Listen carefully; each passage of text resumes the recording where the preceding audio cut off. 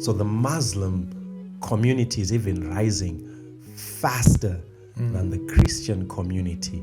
Yep. And according to the Pew Research Center, the trends, as far as religion is concerned, are not going down. They are actually projected to go up. Something happened in 1950. You were probably around. Wow. Quite. Oh, man. Most of the times, the villains always have an accent.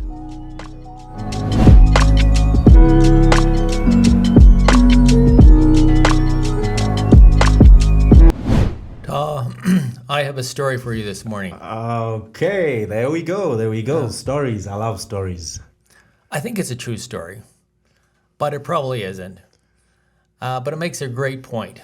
Yeah, you have to be careful every time someone says, I think it's true. Yeah, it probably isn't. Okay, go for it. I love stories. Yeah. So the Americans were bombed at Pearl Harbor. They had engaged with a very difficult and bloody war. And they were making somewhat progress on the Pacific theater, but they had the atomic bomb ready to go. But the story goes is that they were prepared to drop it, but they sent the Japanese a telegraph. Okay. And they were waiting for the Japanese to respond. And essentially, as I remember this story, is that they were saying, hey, surrender or something really, really bad is going to happen. And the Japanese sent back a telegraph, but they missed a comma. Uh-oh. And as the Americans read the response, they said, oh, okay, let's proceed and drop the atomic bomb, and maybe that'll change your mind. And so the next day, 2 atomic bombs dropped.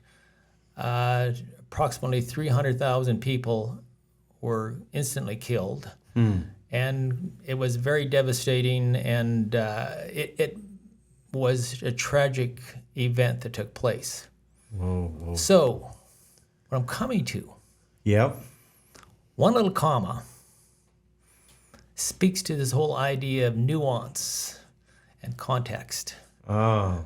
And if we don't get the nuance and the context right, it could be life or death. Oh, yeah. Yeah. There can be a great human toll when the context is missed. I guess I think that story makes a very fascinating point, and it's a point that we need to discuss anyway today, because we are talking about the meta-narrative of religious peculiarity. And I think, as we're going to probably talk about today, we'll realize that when the context and the nuance was missed in the historical record, lives were lost. Yes. You know, it is sad every time, I think, when there's an unnecessary loss of life, and the meta narrative that has been there, and I think that still exists, is that each and every person thinks my religion is the correct religion. Oh, definitely. We are the special ones, and everyone else probably got it wrong. Oh, without a doubt. I have some numbers. For us here. I came across a research that says there are over 4,000 religions in the world. 4,000. 4,000. Over 4,000. And I mean, I'm no mathematician. I know that when someone uses these specific numbers, it's plus or minus. Okay? Plus or minus 4,000 religions in the world and spiritual traditions. In fact, if you go on Wikipedia, and you Google the list of religions and spiritual traditions in the world, you will come across a huge list. Yep. A huge list. Greg, I've had it said that, I don't know how true this is, but with the list of all the religions that are out there, I've heard it said that there are at least 3 religions or denominational affiliations or spiritual traditions for each alphabet, for each letter in the alphabet in this world. That's fantastic.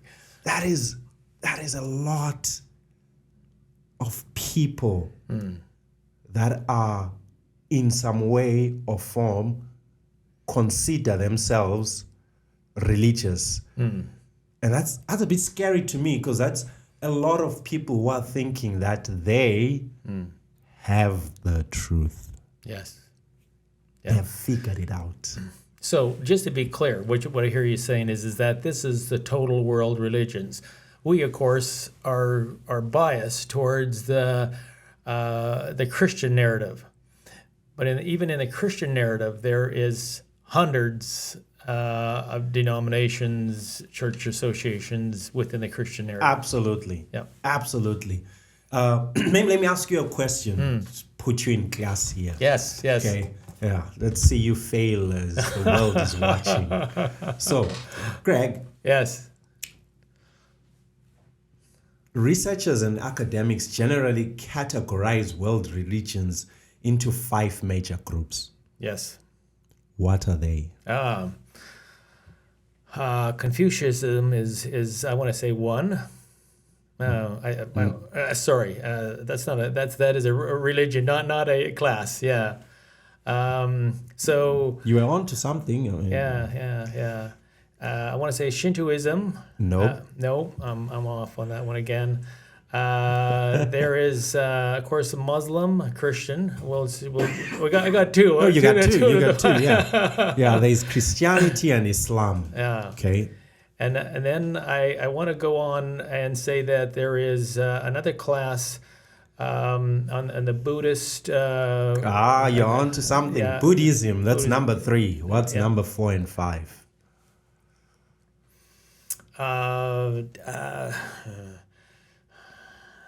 At least they know I'm at 60% of my grade right now, so I'm happy about that part.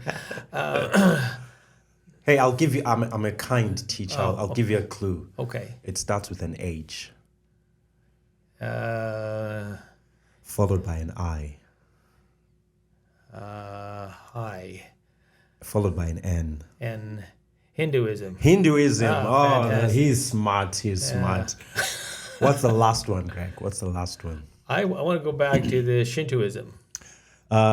You'll be going the wrong direction. No, wrong direction. Yeah, it's a group of people we've been speaking about, I guess, in the last couple of seasons. The group of people behind the Old Testament. Oh, so we got I have the Israel. We have the Abrahamic Judaism. There we go. Yeah. That wasn't too difficult, was it? No. I passed anyhow. That's the main thing. Yeah. So the 5 major groups are Christianity, Islam, Buddhism, Hinduism, Judaism. And under these 5, you have so many, what's the right word here? Different approaches. You know, you have the liberal Jews, you have the ultra-conservative Jews, you have liberal Christians, ultra-conservative Christians, you have all the denominations, you have the same in Islam. You know, it's just these 5 form the umbrella. Now I want to show you something else, Greg. This is a research done by the Pew Research Center. Okay. Now, catch this. This is going to shock you as soon as I can. I'm prepared to be shocked. Okay. Here is the shock. Worldwide, they say more than 8 in 10 people identify with a religious group. I am shocked. So in every 10, you have 8 that if you would ask, they would say, oh, yes, I am religious. Now, that is a lot of people who see themselves as religious. Now, it doesn't stop there. Listen to this now. There are 5.8 billion religiously affiliated adults and children around the globe, Wow. representing 84% of the 2010 world population of 6.9 billion. That's impressive. So 84% of the world population in 2010, if you would ask them, are you religious? They would answer in the affirmative, yes. Now, what that means is that in 2010, Yes. 84% of this world's population were people to some level were convinced and convicted that what they believe is correct and the truth. What does that make you feel? How do you respond to that? Well, in one respect, I'm actually quite encouraged that people understand or appreciate themselves to be in a relationship with a divine entity. That is impressive, because I would have thought, and just recently I had read that when I was a bit younger than I am today, atheism was certainly a very popular worldview. Recently I have read that it is on the decline. And it speaks again to the fact that people have sensed that there is something greater than themselves in the world. So I'm encouraged by that, because for me, I just don't have enough faith to buy into the other stuff. But saying that, which your point that you make is really a powerful one, is that of these 400 different world religions, 4,000 plus. Sorry, 4,000. 4,000 plus. I'm underestimating 4,000 plus. Sorry, get this right here. 4,000 plus. There is a tremendous amount of, I'm going to say, divergence, which is obvious. Yeah. There's a tremendous amount of, in my opinion, probably misinformation. And it means to say to me that of course, my worldview, my shared understanding of Christianity, we really have a huge market. Yeah. We have a lot of potential, and I'm optimistic. I have more numbers for you, because you're you're talking about huge markets here. Yes. Here are some more numbers, and this is, again, I keep saying, Pew Research Center 2010 study. Okay, we're going to go to something more recent. According to the Pew Research Center, 31.5% of that 84% of that 6.9 billion people in the world, 31.5% identify as Christians. Really? Yes. So guess which group is the second largest? Oh, Muslim. 23.2% identify as Muslim.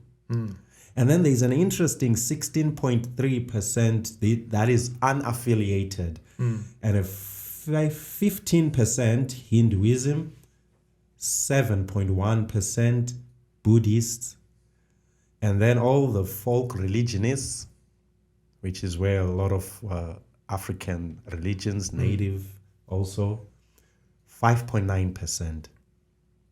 And then there's a 0.8 of other religions. Like they can't even account for everything. There's the other. Yeah. The 0.8. And of these two, Christianity and Islam, in a different study, 2015 now, getting much, much, much closer. 2015 study. Now I want to read something here for you. It says Christians were the largest religious group in the world in 2015, making up nearly a third, that's 31%, of the Earth's 7.3 billion people. Okay, so in 2010, we were at 6.9 billion. In 2015, the Earth has a weight of 7.3 billion people on it. Okay. And today we're a little bit up over that. I think we're over 8. Yeah, today we are. And 31% of those people were Christian. Muslims were the second with 1.8 billion people. Wow. Or 24% of the population, followed by the religious nuns, which is 16%, and then 15% for Hindus, 7% for Buddhists, and the adherents of folk religion. But catch this. Between 2015 and 2060, the world's population is expected to increase by 32%. Wow. To 9.6 billion people. Fantastic. Over that same period, the number of Muslims, the major religious group with the youngest population and the highest fertility, is projected to increase by 70%. 70%. 70.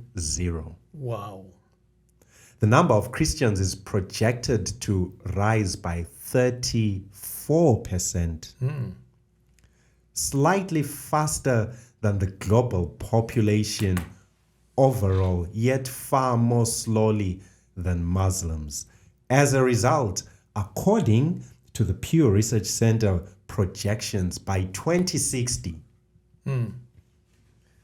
the count of Muslims, 3.0 billion or 31% of the population, will near the Christian count of 3.1 billion or 32% of the population. So the Muslim community is even rising faster than the Christian community. Yep. And according to the Pew Research Center, the trends, as far as religion is concerned, are not going down. They're actually projected to go up. So what I hear you saying, if am I guessing correctly, in that by 2050, the Muslim 2060, there will be more Muslims than Christians in the world. Yes. Okay. Yes. And if you look at the entire research, kind of like a bird's eye view, there is a steady increase of people who identify as religious. And the two major groups, according to the research center, are going to be Christians and Muslims.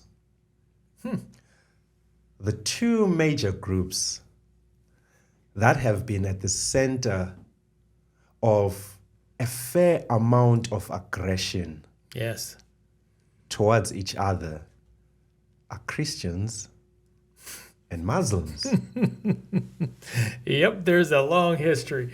A very complicated history. And outside of the aggression towards each other, two religious groups that have had a lot of aggression against their fellow religious, what's the best word here?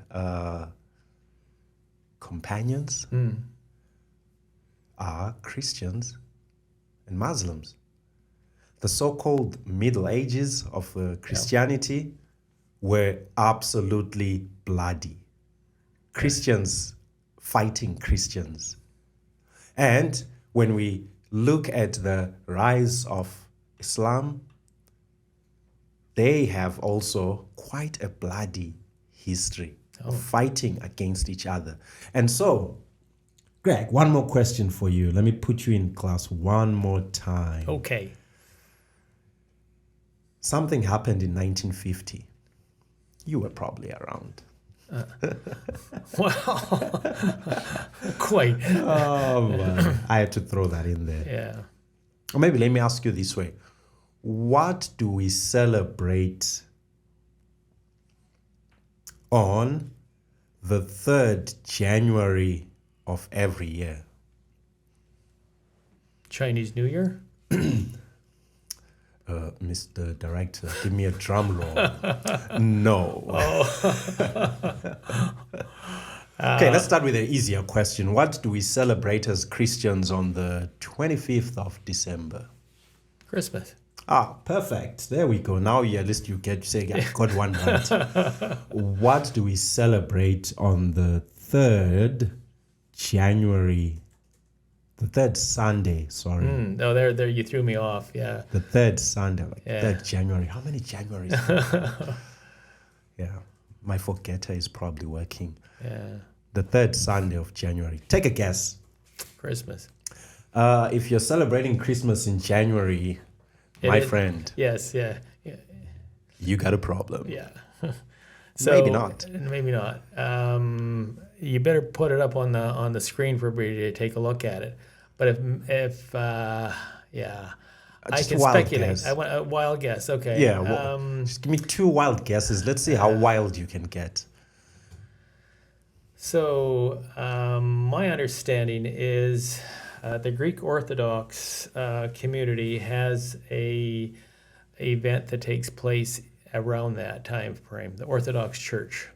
You know, this is actually pretty good. This is part of our conversation to find out how much do we know about other religions. The Greek Orthodox have something in January. Mr. Director, could you put it on the screen? Do the Greek Orthodox have something in January? I'm praying that they do because that would look bad. Let's see how far off Greg is here.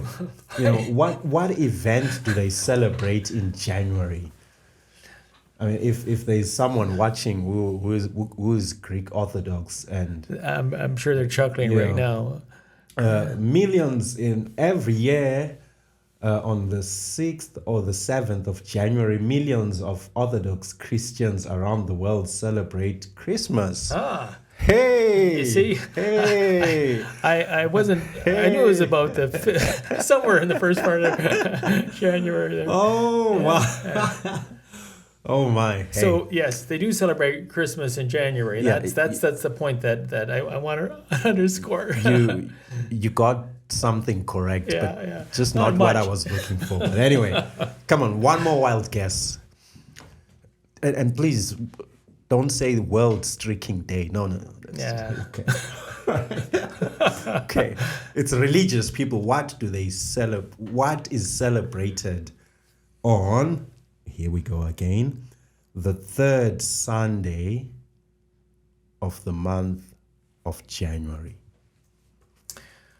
So, in the Muslim world, it is an important event, and if memory serves me correctly, that is the birthday of Muhammad. The birthday of Muhammad, Mr. Director. When is the birthday of the Prophet? Peace be upon him. When is the birthday of the Prophet? Put that on the screen for us. Well, I'm off. Evening of Sunday, September 15.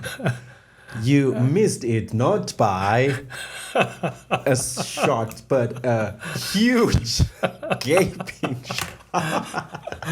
Okay. I was pretty sure he had a birthday, so I'm going to go with that one. Yeah. Okay, so I'm ignorant on this one. It is something that was brought into the consciousness of the religious community by... I'm enjoying this too much. A religious group whose name starts with B. Which group is this, Greg? The Bereans. Bereans. Mr. Director, give me the drum roll. Yeah, I'm off on that one. Wrong. Wrong. B-A. The Baptist. B-A-H. The Baha'i. The Baha'i. Ah. He got something correct. The Baha'i Yes. community gave us, the religious people of this world, 84% of us, if I remember from that 2015 study, yes. So the Baha'i faith gave us something, and we celebrate it every January. Greg, you are a religious fellow, so that means that you haven't been celebrating this. I haven't. I have not. Okay, let me take you out of your misery. Fantastic. The Baha'i religious family in 1950 at a national spiritual assembly in the United States instituted what we now celebrate as the World Religion Day. Oh, well, that's appreciate The that. World Religion Day. Here is the purpose of the World Religion Day, that I might add, most people do not celebrate, unfortunately. Its aim is to promote understanding and peace between all religions, encouraging people to learn about other faiths and their followers. Very noble. I think they realize that if where we don't know about each other, the tendency is probably to be at war against each other. Yep. We fight ignorance. Exactly. And so why not instead have a day where we celebrate all religions? That's about 4,000, if I recall correctly. Yeah. And you're going to do that in a 24-hour period. Well, I guess we'll highlight the ones that are, Popular. well, maybe not popular, Greg. I would say maybe it's you highlight the religions, or maybe you pick certain religions to highlight each year, you know? Yeah. Or you get a sense of, I mean, let me just throw something out there and see if it lands, because we're all about conversation here. You know, 9/11, Yes. okay, tragic event, very tragic. Countless number of people perished in that event, okay? The following year, what do you think? Would it have been a good idea on World Religion Day to celebrate and to learn about Islam? So you're connecting the dots and saying that the tragedy that happened on 9/11 was initiated by a radical Muslim organization? I am going with the That's it, narrative yes, that was there yes, at the yeah. time. Okay. I have my feelings about it, Yeah. but that was the narrative That was that the was there narrative, at the time. It was, if you wanted to go through a very invasive search at the airport, even today, a couple of my Muslim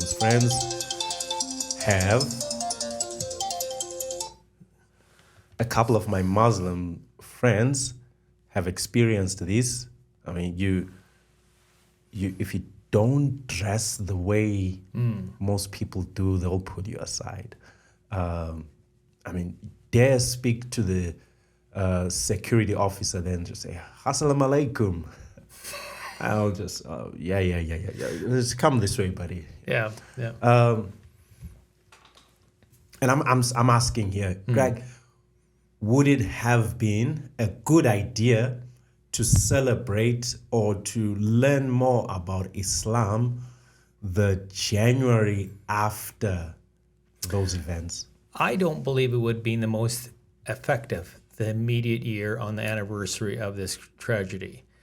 I Why? believe, well, because why is that it's a very sensitive and a very emotionally charged event, and people are going to they're going to go into this thing with a lot of emotions, not necessarily negative. Not wrong as the emotions are, but it's just too much. You have to give people time to process this and be able to come to terms with it. Perhaps 2 or 3 years later, not on the anniversary, but talk about it and discuss it. And I think there is a much value in that. But to do it on 365 days after the event would have been. Well, I don't think it'd be. I personally would not vote for that. Yeah, I mean, I'm actually not asking. I'm not saying that it should be. It could have been presented on the anniversary of the attacks. I'm just saying the next year in January on World Religion Day, would it not be a good idea to say, well, as a community, we're in a crisis here. How about we educate ourselves about Islam? Because the Definitely. negative media was just on the roll, and most things were. I mean, Greg, you watch TV, and someone should do research on this. Fact check me. Most of the times, the villains always have an accent. Most of the times, the villains almost always have an accent. Wow. I'll keep an eye out for people with accent now. Yeah. Yeah. And I'm saying, that was the narrative around that time. Maybe we should have educated the community a bit more. Maybe a lot of Christian religious leaders could have utilized World Religion Day to say, hey, this is who our neighbors who identify as Islam believe. This is who they are. Yeah. But somehow this religious peculiarity, this idea, this meta-narrative that's there says you are wrong and everything about you is wrong. And I need not to even understand you. You are misguided. Sure. I am correct. But how do we remove that from the fabric of society? No, and I think your point is good. It's just that we need to understand our fellow man. We need to understand where their meta-narrative is. We need to understand their cultural background. And by doing that, we get an appreciation for the fact that they have things that they bring to the table that are of interest. They have values that are of value to me. We typically find that, at least in my experience, that we have more in common than we have that it separates us. That's true. Yeah, that's true. And I like this phrase: we all bleed red. And at the end of the day, the veneer that we have on the outside of us is important, but what's inside of us is more important. Now that you've said that, it just reminded me. I have another study. Actually, this was a TED Talk, Mr. Director. Physicist Riccardo Sabatini, Sabatini, Riccardo Sabatini. He did a TED Talk, I think that was 2016. And he was reporting on the genetic code, what do they call it? The gene Sequencing. That's it. Okay. So here's what some of the stuff that he was saying. It's fascinating. People can just go and watch his TED Talk.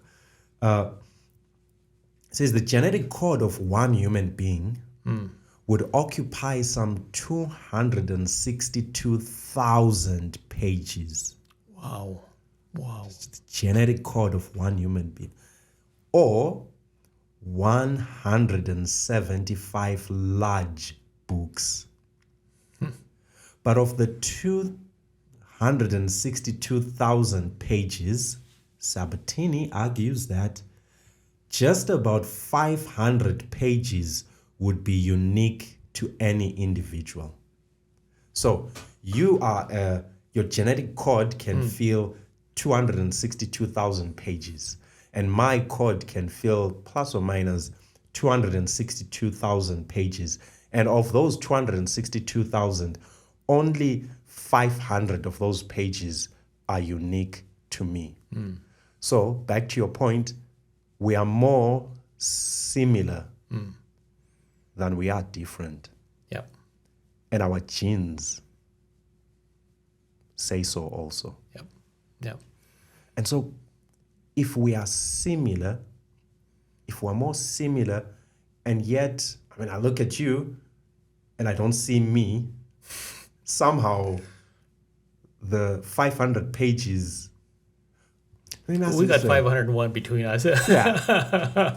How is it that we tend to focus on the 500 when we have more that actually joins us?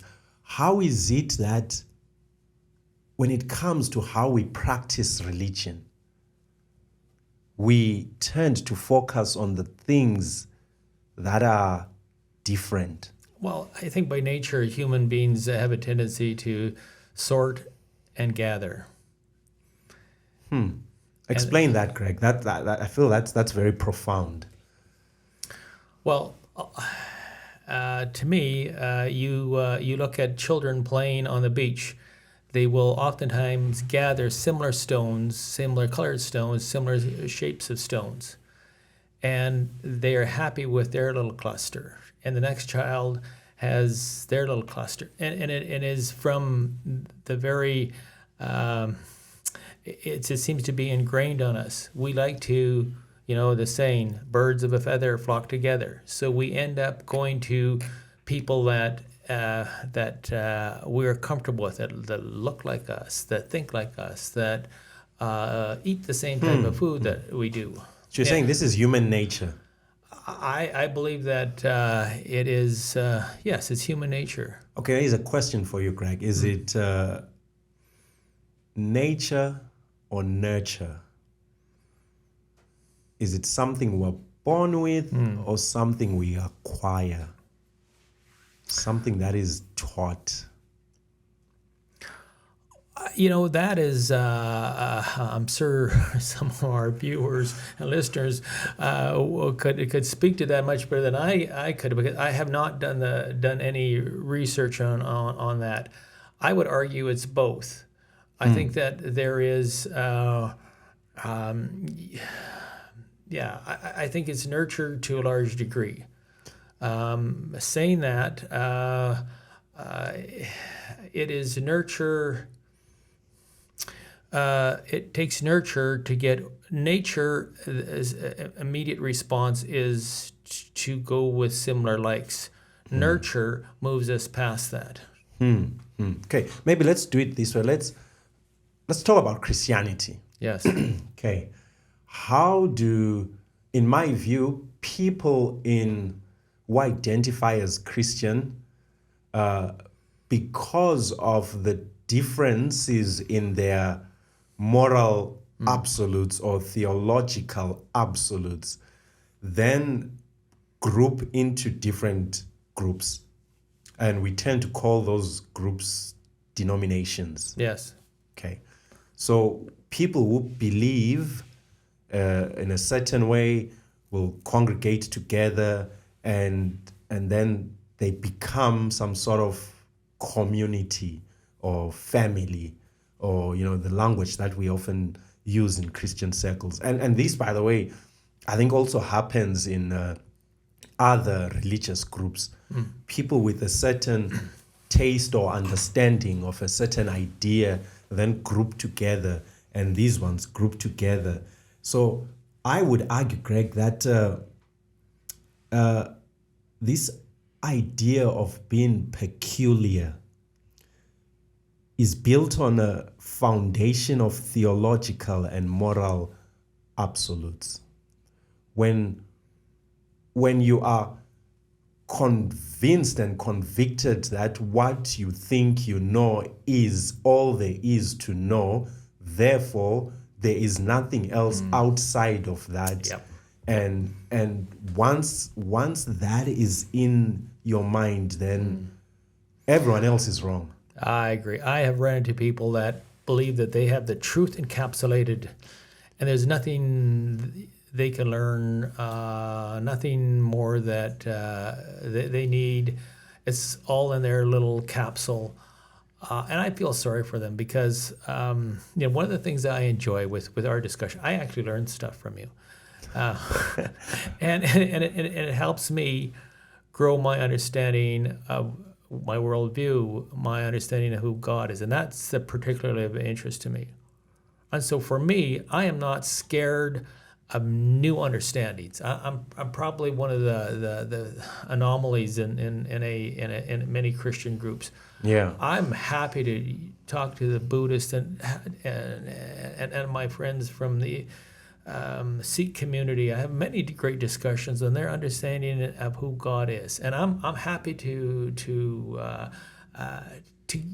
glean what I can from that. And I think they bring some nuances that help me. Yeah. And I'm open to other people from other Christian denominations. I have a very good friend of mine from another very popular, Christian tradition that had an amazing understanding of the grace of God. And I thought I had it pretty well figured out, but when he started talking, I started taking notes. Yeah. And I love that. So for me, and I can only speak for myself, and I think I'm a bit of an anomaly, is that throw this at me, I'm willing to take a look at it. And if there's something good in that type of understanding, I want it. Yeah. So you're probably talking to the wrong person because I'm not scared of a greater understanding of truth. And I think that is where it is that the key is, if you think you have all the truth, then anything more has to be probably not correct. So, Craig, are you saying we can never know something, anything? Absolutely. Absolutely. Absolutely. Yeah. You know what? I have a strong understanding from the Christian tradition that there will be a place called heaven, and we will have opportunity to be there. Now, and I look forward to living in mansions, and I actually like to live in your neighborhood, But what I'm coming to, no neighbors allowed. what I'm coming to, one of the things that I look most forward to is learning. I enjoy learning, even though my teachers were not so convinced of that. But I look forward to the fact that in an eternity, and I'm going to use this, I can actually get better understandings of the magnitude and the love and the incredible God that is the creator. I think we just touched the surface on who God is. And so for me, bring it on. Yeah, let me stretch you a bit. Okay. Let me stretch you a bit. If you go on top of a 24-story building and jump, what's going to happen to you? Well, gravity will kick in, and the law of gravity will work really well, and without a parachute, I'm a dead duck. But you just told me we can't know things for sure. You sound pretty convinced about that. I'm pretty convinced of that one, yes. So are you saying there are some things we can know? Yes, there's something for a fact? Yes. So these religious communities that say, well, we know this for a fact, so they might be onto something. Oh, I hope so. I hope they're onto something, because For me to assume that I know nothing of God, then I'm everything is at I might as well have Alzheimer's. Every morning I'm at zero. So I need to be able to make the assumption that we can acquire knowledge that will move us forward. So what I'm coming. So is that knowledge complete? I mean, you know that if you jump off a building, there will be a rekindling of that intimate relationship between your body and the ground. Yes. And there will be a big bang. Yeah, more of a thud. Yeah. And so if you know that, It's true. is it not possible then for someone else to say, well, I know as a matter of fact that my religion is peculiar? It's true, but should I, using your analogy, and I realize all analogies are break down, but if I come along and somebody is jumping off a table or a 8-foot ladder and he says, hey, look, I'm jumping. Yeah. And look, you can go up on the next level and jump, and you're going to be okay like I am. So the jumping part is not wrong. So the part of what I'm trying to say, part of his story that he is telling that you can jump and survive is correct. The issue is how high. Okay, I see that. Yeah. So what I'm coming to is when I run into somebody that doesn't have as much information as myself, right? And he is saying, hey, this is what I know about God. This is what I know about religion. And he's jumping off a table and say, yay. Yeah. I say, yeah, good. But you need to understand that at some point in time, that knowledge becomes irrelevant. So how do we coexist then? How do we coexist when the Greg religion says, well, if you jump off from a one-story building, you actually will survive, and this is what we believe. And then my religion says you jump off a 2-story building, you will survive. And Mr. Director's religion says you jump off a 4-story building or even 10-story building, you'll survive. We're all talking about jumping off buildings here. And I think it's only in the 2, you think it's 1, Mr. Director thinks it's 10. How do we coexist when one religious group says, well, God is this, and my religious group says God is this, and Mr. Director's religious group says God is this? The director's wrong. He's always wrong. No, but your point is a good one, and I appreciate the question you ask. The easy solution is everybody should believe like Greg. The reality is that would be really sad. And what I'm coming to is that what I think if I were to summarize it here, is that using this little example analogy about building jumping, the bigness of God is really, I think, the challenge that we have. If I have a small God, a small image of God, then he has to fall within my parameters of how things should be. If my vision of God is much bigger, and he says, you know what, look at these poor guys. One guy's jumping off the table, one guy's jumping off the first, and you go up there, and everybody has this idea. I'm sure he, and I'm putting human trace in. He's probably chuckling to himself. They are all seeing, and again, there's an illustration, and you've heard this, and I think it's a good one, about 5 blind people touching an elephant, and one grabs the tail, one grabs the ear, one grabs the trunk, and one grabs the leg. And everybody says, comes back and talks about it, and it says, what was the elephant like? Yeah. So they all don't have the full picture. Exactly. But they have some idea of the part they were holding.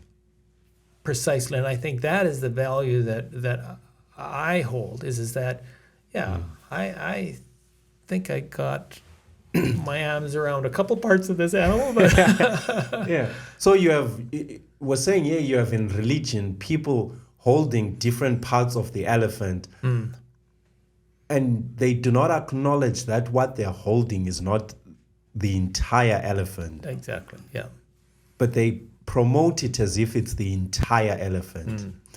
And leading us to that place where we do not have, when we fail to have these absolutes in common, then the tendency is now to fight against each other. So you have these blind guys saying, well, elephants are like a rope and it's a bit flexible but a bit hard at the same time with a hole in the middle. And the other guy is saying, no, it's like a spear and it's a bit, curved. And then they start fighting each other when they are both correct.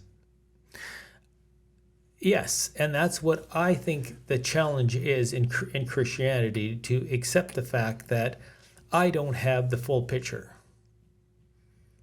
To accept that That I don't a have portion of the elephant is probably on the other side of the world in another religion. And I'm willing to, I'm willing to say, you know what, they may have some really interesting points that I can learn from. So, saying that, Yeah. that makes a lot of people in my religious community uncomfortable. That's true in many religious communities, because many groups of people fuel their survival by having some sort of enemy or something that is unlike them. Yes. I've heard one politician, retired politician, say something along the lines of, if you want to have a successful presidency in the U.S., as soon as you get into office, find an enemy to fight against. Go to war or something. Yes. Yeah. And I know some religious groups seem to not find a reason for existence outside of having an enemy. Yeah. Someone to be against. But anyway, I cut you off. You were talking about how this structure of religiosity,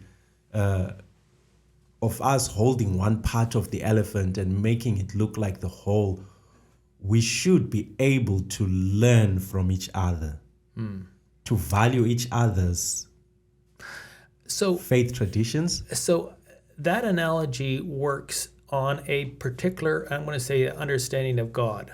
And I'm going to use that. Another analogy that I think is actually a interesting one to discuss for a minute is that a candle or a torch. Okay. And what I'm coming to is that even though my friend on the other side of the world may have a candle and he's seen a certain amount with his light. Yeah. He's seen this much. I have the privilege, and I think the good fortune, of having a bigger light. And so my greater light sees a lot more. Okay. And therefore, I can share that with my fellow friend across the world. And so I believe that there is a opportunity for me to increase his candle power. Greg, how are you walking into this one? I don't agree. Oh, fantastic! I absolutely don't agree, because you've made a value judgment that the other fellow is holding a candle, and you are holding a floodlight. Oh, you are the sun itself. So much light, you need to share your light. But how about if the other fellow feels like they are also the sun and you are the candle? And I'm okay with that. I'm okay. I don't have to convince them that I am the sun. But what I can do is say, look, here's how my understanding adds value to me. And to me, this is a very interesting point. A minute ago, this stupid phone started to ring. Okay. It's a nice phone. Ish, yeah, okay. Yeah, it's had a rough life, but it's a nice phone. Okay. Yeah. You and I have both owned a number of phones. Mm-hmm. 10 years ago, this didn't exist. I have upgraded it. Yeah. My point is that if I have upgraded it, then I have a greater capacity. If you're still working with a phone that is 10 years old, and I come along and say, hey, look at this thing. You can play videos on it, and you can do this other thing, and this costs the same as yours. And if you're going to upgrade, why not go to the new one? Why not go to the new one? It's not going to cost you anymore. You can accomplish a whole lot with it, and you can take a whole lot better pictures with this thing. I want you to know that I've actually become really a good photographer with this thing. Yeah. I've seen some of your pictures, and I wonder how true that statement is. But that's a topic for another day. I hear you. Your comment. You make logical sense, Greg, and yet I feel like there's a lot of nuance and context into that, because there are some religions where you don't adopt the religion, you're born into it. It's part of you're part of the culture. You're part of the culture. It's not just something you go and do once a week in a building that's set for that. It is something, it's part of your everyday living, and not you don't even have a picture of being anything else besides what you are. The religion is a part of your identity. And how do you do that? Surely I think there's got to be a way where people in those conditions can actually find a way to coexist. Or maybe let's attack this from another angle here. Why do we have religion? Why do people believe or choose to be religious? Is it not? I will propose, because we all have a hunger, and we all have this search for the divine, a higher power than us. We believe that there is more to the universe than us, and we are all searching for that. Because if we're all searching, then do I need to convince you that your tools and techniques and traditions of searching are not good? You should adopt mine? The first part of your question, I think, is really a great one. And it goes back to some of the interesting statistics that you shared with us a couple of minutes ago. Yeah. Do we need a religion? And the very fact that, 80-some% of the world has said, you know what, religion is important.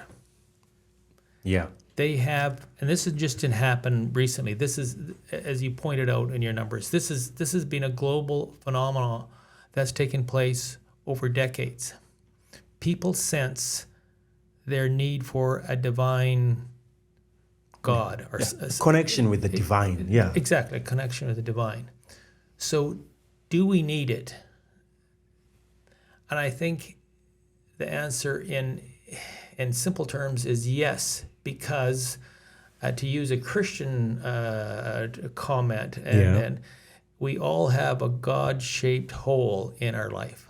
I mean, to say that we need that, and once we have this God-shaped, or this God, so to speak, in our thinking, in our psyche, in our life, we find much more completeness and fullness. It answers a whole lot of questions for most people, and as we talked about in a few sessions earlier, about this narrative and how valuable it is and the contributions it makes. Yeah. So the first part of your question, I point to the statistics to support my point that we do need and appreciate a God in us. Yeah. But how do we find that God? Should we have the same techniques? Is that something that is necessary? Can someone through Islam find the divine and be at peace with someone using Buddhism to connect with the divine? That is a intriguing question, and I love that. And I would hope the people online jump in on that one. From my personal perspective, and this is Greg Thorpe speaking, is that number one, going back to my worldview, my meta narrative, is that the issue is, do I have a desire for a God in my life? Do I have a desire to step into a relationship with a God?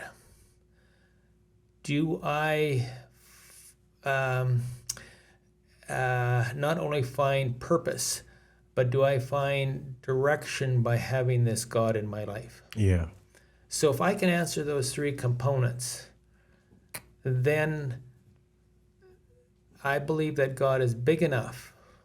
My God is big enough to meet people in any religious tradition in all 4,000 plus. Yeah. And connect with them. That's a very, very huge point. I think we need to really, what's the word here? Talk about, appreciate, maybe, hold in conversation with our thoughts of religious peculiarity. God is big enough to make himself known to other people. You know, and I know there's the Christian, another meta-narrative that is attached to Christianity, you know, taken from the book of Matthew, that we should go and teach and, you know, and I think sometimes we don't balance that with what you're just saying, that as we go, as Christians go and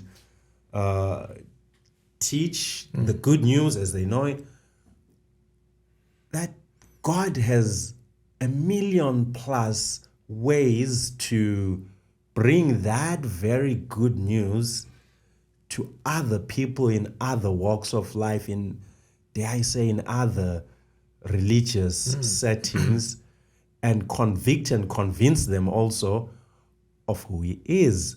And I think we've also made that mistake of seeing that commission to go and teach as a commission to go and proselytize and make a part of my denominational biases. Okay, I don't see it that way. So I appreciate what you're saying, and I'm going to use probably a bad example. And a poor one, and I can't think of anything better. But I'm going to go back to the narrative that we talked about on a creation narrative, you know, and we see this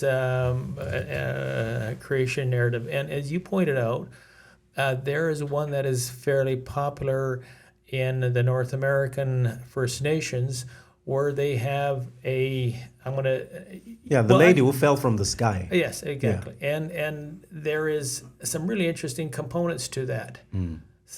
And so what I'm coming to, for me, here's where I think I can add value to that. Why should I take that picture out? Why not add to that picture? And say, look, let's take that narrative and let's add a bit more color here and a bit more nuance there, and let me add value to that story. And I can add value to that narrative from what I have seen. Here's what I've experienced.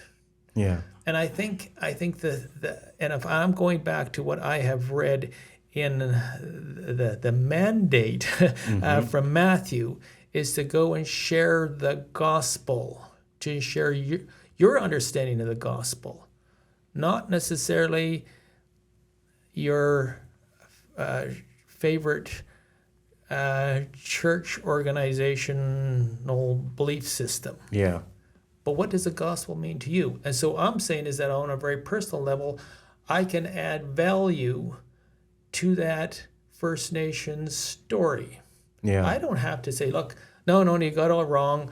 There was a tree and there was this, that, another thing, and there's people in a garden. Yeah. Let them work with that.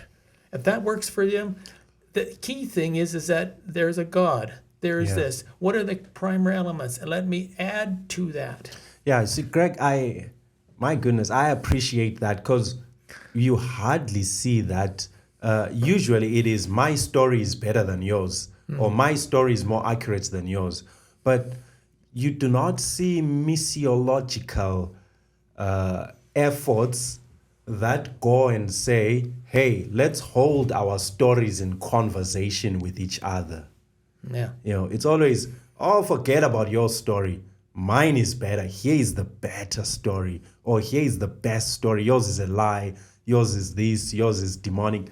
No. How can we hold these stories in conversation? When Christianity first came to Southern Africa, and it came riding on the wings of colonialism. Swift wings, I tell you. And one of the things that they failed to understand was the centrality of blood in the African religious context. Because blood was at the center of it. And so the reaction of the missionaries at the time was, this is wrong. This is demonic. This is all of this. Get rid of all of this. But they could have come and said, hey, how about we hold our stories in conversation with each other? There's something special in your faith about blood, and there's something special in our Christian doctrine about blood. How can these two be in conversation? And then we would have, I think this narrative would have turned out differently than, you know what? No, throw away all your traditions and all your beliefs and might as well change your clothes, put a tie on. Because that's what a Christian looks like, It is. You make me sweat here. Yeah, I mean, religious peculiarity tends to make the practice of religion black and white. Either this or this. It can't be in that nice middle where black and white are in conversation with each other, and something else comes up. It has to be standardized.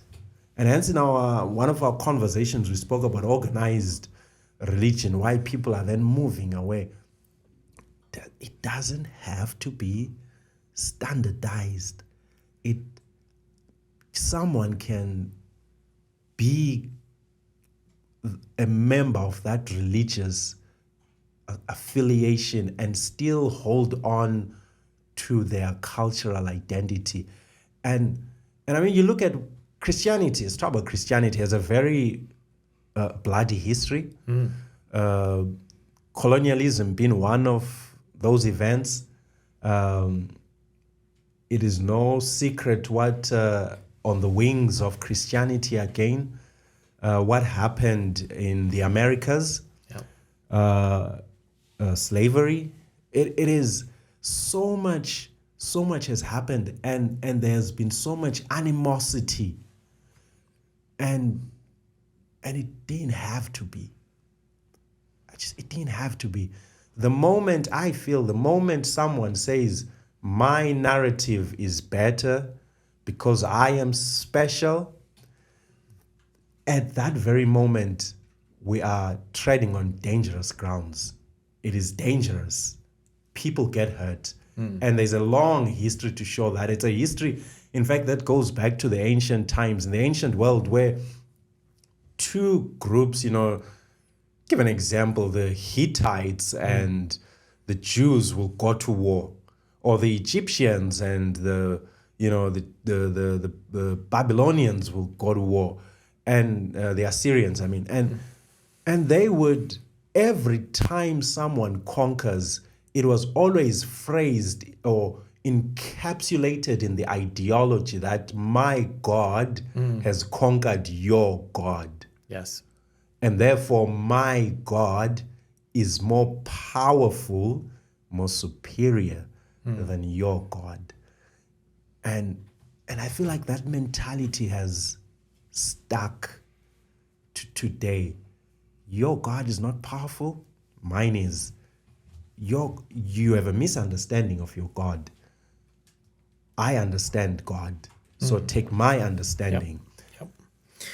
Yeah, there's one other area, and maybe we'll get into this in another one. Yeah. And I think we gotta be very careful on that. Is that? Yeah, no, we'll just do another one. My point is that how do we understand the movement of information? Does, in essence, does the mechanism justify, or does the end justify the way we do it? Yeah, that's a big conversation. Yeah, it's a big conversation. That is, and we'll pick that up on another one. But I'm just saying is that it borders on how we do things in the religious world. So I am. The problem is you're talking to a bit of an anomaly here today. What I'm coming to is that I don't believe, and as I mentioned earlier, that no one religious group, one of the 4,000, holds the keys to eternity. Yeah. No, none of these, I'm going to use the word Christian franchises, has the right to say, we have it. Yeah. Nobody has the exclusive elevator to heaven. What I'm coming to is that we have a great commission as Christians to share. And so that is the challenge, is that how do I share this understanding of this amazing God and not offend and create bloodshed at the end of the day? Because here's what I on my personal understanding is that if I could convince you, and in your case you're already convinced of this, but if I could convince you that my God isn't so much about power, he's a bigger God, that's a schoolyard debate about who's stronger, who's bigger. Yeah. But what I can try and share with somebody, that my understanding of God is a God that is so much in love with you. My understanding of God is saying, look, I don't need your sacrifices of your children or any of this other stuff that some of these extreme religious groups have had a history of doing. My understanding of God is a God that is on your side. And it goes back to some of our earlier discussion here, is that our God is on your side. He is interested in you. He wants you to be more than who you are today. He wants freedom for you. He wants health. He wants you to live in a positive mindset. Yeah. He wants much more for you than you have today. Yeah. And that is a message of more. It is a message of abundance. It's a message of hope. It's a message of encouragement. And it's a message that is so important to my Christian tradition, is that is such good news. Yeah. And the good news of the gospel isn't that you're doing, you got to follow me. The good news is about who God is. And I think we have an obligation to say, look, keep your old cell phone if you want, but this one has a much better understanding of who God is. And I think I don't take away that picture of their understanding of God. Build on it. Build on it. Build on it. How about holding them in conversation? That is exactly how you build. Okay. Yeah. You use elements of both to have a beautiful structure. It's when in sharing. It's in here's what I know. This is my understanding, and you share, and it's like we're having a meal together. Yeah. You used a word there, Greg, that I Mr. Director, I'd see if we can throw a patent on this one. Schoolyard fights. Religious schoolyard fights. It's just so, in the grand narrative of what it means to be a human being, and we are focused on these religious schoolyard squabbles, and it just seems so small.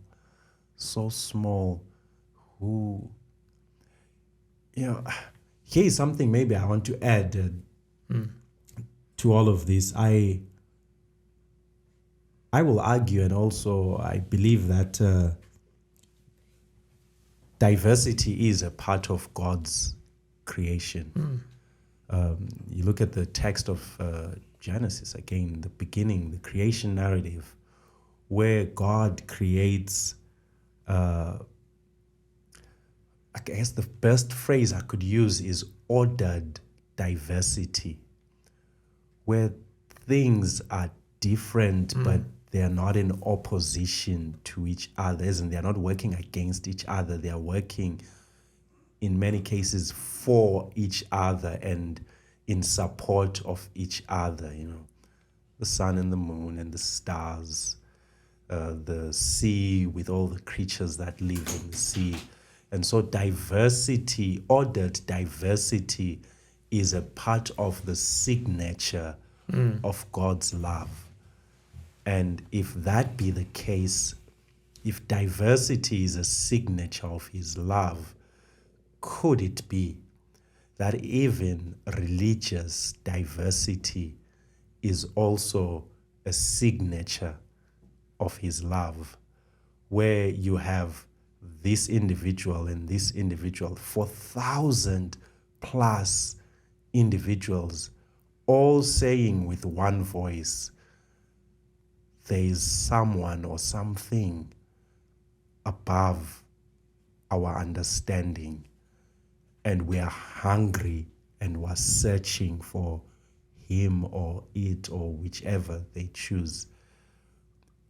I think there should be more efforts that are done to see diversity, even of religious thought, as something sacred, something that should be treated as something sacred, as in the same way we think that human life is sacred. Maybe diversity is also sacred. It is a part of the signature of God's love. I believe that. So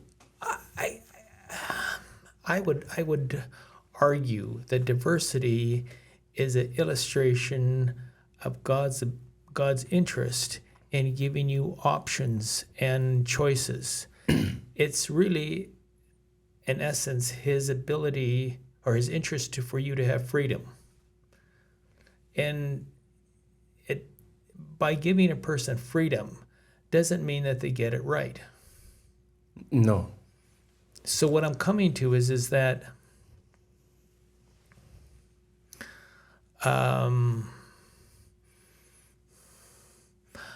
in my life, when I was growing up, my dad had quite a few number of successful businesses, and I got involved with one of them at a young age. And there was certain practices that we did, and my mom was involved to some degree. And I figured I knew how to do things, and I would give it directions and suggestions to the people who were involved. And he'd come along and said, "Son, you're wrong on that." Mm. And I said, "Well, I'm not so sure, but you gave me authority on this program, this project, but you're doing it wrong." "No, I'm pretty sure I'm doing it right." And I would have the discussion with my father, "If you want me to run the thing, let me have the option to make mistakes." Mm. He said, "No, it's my money. I don't want you to mess around and make mistakes." So Yeah. we would have this thing. But I said, if you do it my way, we're going to get better results on the thing. My point is that without freedom, he goes, "Oh yeah, I'll give you freedom." Well, no, I didn't have freedom. I had quasi-freedom. Mm. I should have the freedom to make a mistake. And if God gives us total freedom, it means that we can make a mistake about who God is.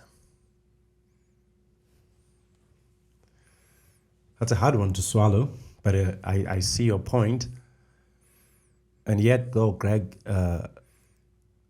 that shouldn't affect, that shouldn't determine, that shouldn't change that diversity is a part of the fabric of godlikeness in the Christian narrative. And God has ordered diversity in his creation. It's ordered. Okay. Yes, yes. And diversity, it extends to what you're talking about, that we are different by choice. We choose these things, and we choose our religious affiliations. We choose which direction we want to go. And in those choices and the mistakes that come with those choices, I'm saying, are they not sacred? As we struggle to find, that time when you are working for your dad and making those, isn't that sacred in your growth of being someone who manages businesses? I think in the religious context, that is sacred, and it should be treated as such. So in my case, just to run with this analogy, and I'll answer. I want to speak to that, but let me just go back here. I so happen to have a sibling that was much more congenial and much more interested in following my father's advice than I was. And sure enough, it worked really quite well by following my father's advice. Mm-hmm. My great ideas didn't always turn out that great. Surprising. Yeah. And yes, I learned something from it. I did. Was it sacred, my mistakes? It was the making of you, and you are sacred. Yes, that I agree. But I'm just saying is that my mistakes had I assure you, they were nothing sacred about them. And I want to go back to this. That's what I'm saying is that we take this analogy back, is that how do we relate to people? And I'm saying is that I can see people making, quote, religious mistakes. Mm-hmm. Do I have a responsibility to say, buddy, I've been down this road before. It's not going to end well. Let me show you something that might work better. And you are saying, yes, we should. I am, because I think and in the same breath, I think I need to be very careful and very respectful of either decision that person makes. But I think I have a responsibility to say, you know what?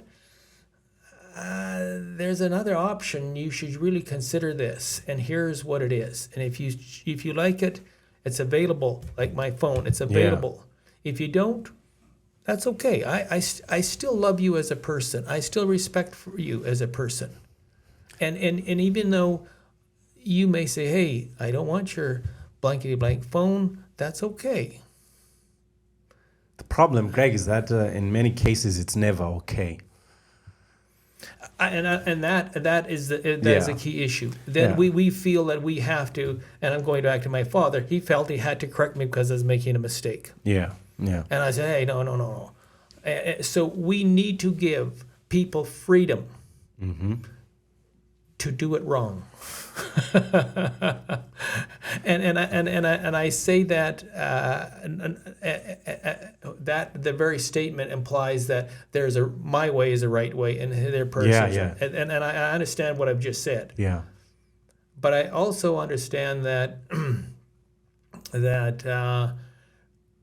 that in my experience, I have found things that have worked very well for me. I have found things that are very encouraging for me. And so I can say to that person, I respect what you're doing. I understand it's culture. I understand it's this. It's your part of your who you are, your identity. But let me share with you some color. Move you out of a black and white world. Yeah. Let me show you what a little dash of red looks like in that picture. Let me show you what some blue looks like in that picture. Let me show you all the different colors of the rainbow. And you know what? Your picture will be even more vibrant than it is right now. I feel that is something, it's a privilege and opportunity. And they still want to do it. Then it's okay for them. It's okay with them. Greg, I hear you, my friend, and I'm not entirely sold. I'm absolutely. I need to, let me say this. I need to sit with your idea for a bit, and I think many people who are watching might also need to sit with that idea for a bit. I am thinking that there is a way to hold our ideas in conversation without, and it's one of those things that have been untried, condemned and left untried, instead of tried and tested and then either thrown away or adopted. I think there is still a place for a different kind of engagement where I do not say my light is shining brighter, I need to color a bit here. I think it's out there. And I'll be honest, I don't know what it looks like. I think it's out there. It's just that the other way, the way you're presenting, I see it, and yet maybe I am carrying a whole lot of trauma, and I've been wounded maybe by that system. A lot of well-meaning people have used that system, and at the end of the day, what comes out is that, hey, now you're like me, now you have it made, and I need to sit down with it. I hear you. I need to sit with it. I need to wrestle with it. And I think a lot of people who are watching need to do that. If there's one thing in common, I think that we are saying here is that instead of religious peculiarity, it is important for us to build community and not to build camps. Yes. Because if I'm defining it, community means working for the common good of all people, all people.